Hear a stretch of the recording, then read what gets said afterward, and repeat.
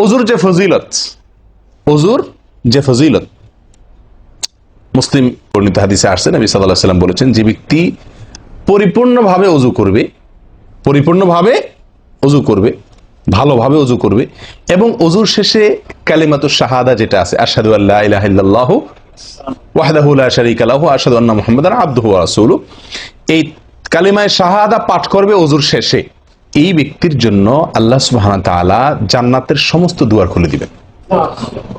তাহলে আমরা বলতে পারি জান্নাতের 8 দুয়ারের সমস্ত দুয়ারের একটা রিমোট এখানে নবী সাল্লাল্লাহু আলাইহি ওয়াসাল্লাম আমাদেরকে বাতলে দিয়েছেন। একটি রিমোট, এই এক রিমোট টিপের সঙ্গে সঙ্গে 8 দরজা সব খুলে যাবে। সেটা হলো ওযুকে কি করা?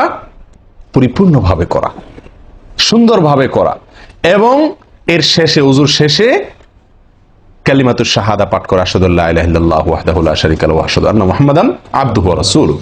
আপনি পাঠ করলেন, জান্নাতের সমস্ত দুয়ার এর রিমোট যেন টিপ দিলেন। এই তিনটা কাজ করলেন মানে কি?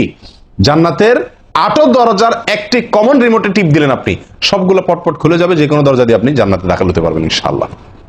প্রিয় ভাইরা, তাহলে হাদিস থেকেও বোঝা গেল যে যে কোনো দরজা দিয়ে ঢুকতে হলে ওযুটা হইতে হবে পরিপূর্ণরূপে ওযু, ইসবাগুল ওযু।